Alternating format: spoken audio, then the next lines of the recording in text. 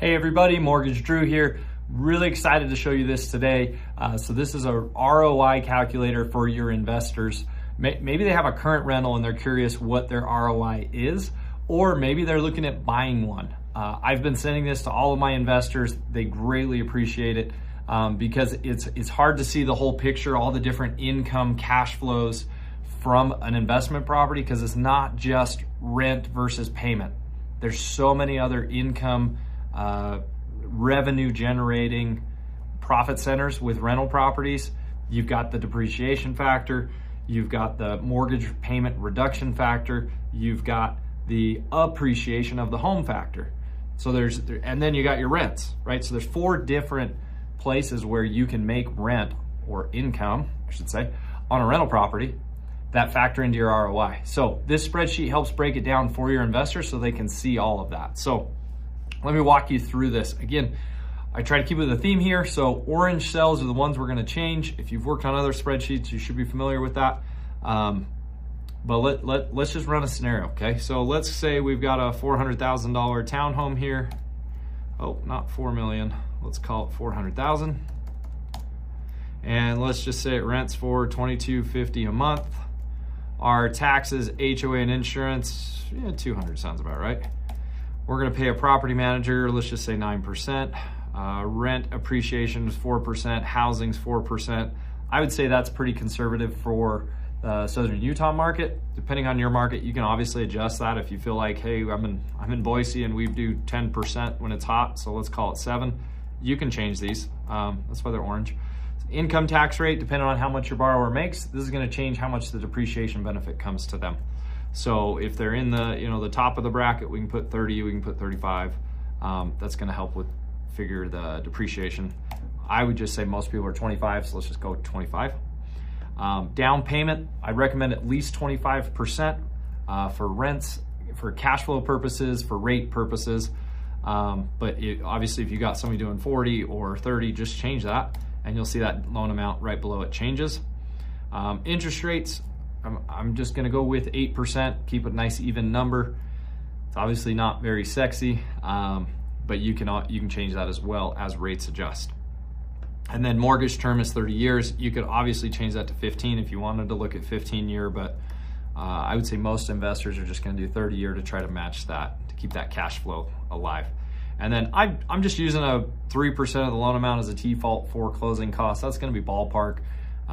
Even if we get the seller to pay 2 points, 2% towards closing costs, you're still gonna have appraisal fees, underwriting fees, and you might wanna pay a point or 2 of your own just to try to get that rate down lower. So instead of 8, maybe you're like 7.5, okay? So once we've changed these things, okay, I've got this highlighted here. We can see, hey, how much we got out of pocket. We're about 130,000 total. That's closing costs, that's down payment, that's everything we're projecting. Don't use this as a hard quote. This is just a ballpark figure to give you an idea. Monthly principal and interest. So this is just your mortgage payment. You'll also have the taxes and insurance on top of that. So that's another $200 in this scenario. So now if we look down here, I've got us broken down by years. So I got 1 through 5, and then we went 10, 15, 20, and 30-year outlooks, okay? So cash flow, as you can see, year 1, we're gonna be negative, right? We're renting it for $22.50.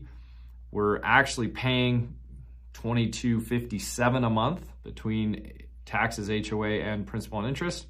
And so yeah, we're negative cash flowing some money every month. So our cash flow is negative.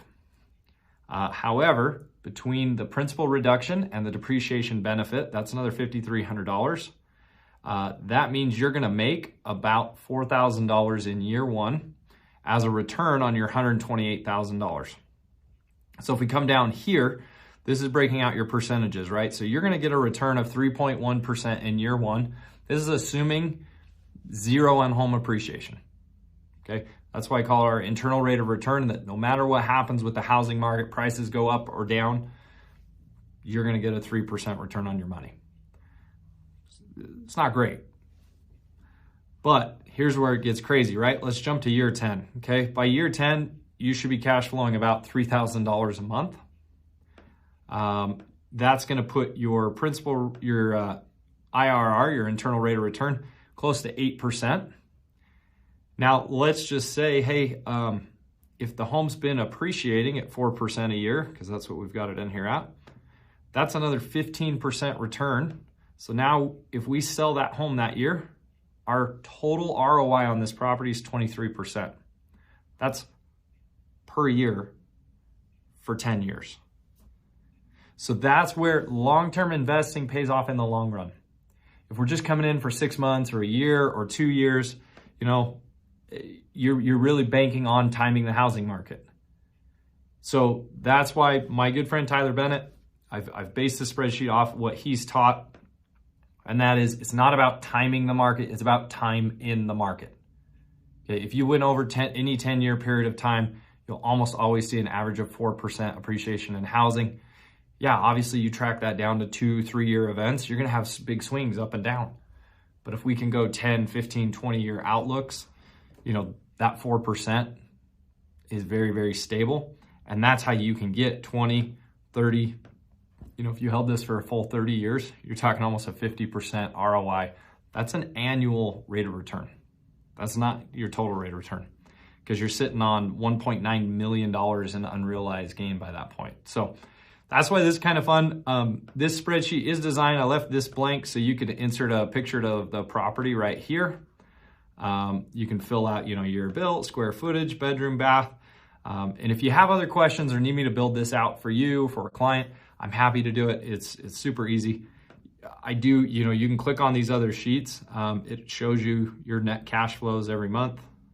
It's got all the data in there, the appreciation on the home, how that's working, you know, how you can see your net equity gaining, amortization chart on your loan, right? And then your depreciation tax benefit, okay? So this spreadsheet is very all-encompassing. There are a lot of moving parts. You could even change some of these white cells up here, the loan amount, if you just, you know, if you wanted to, you can, but you're gonna lose that formula.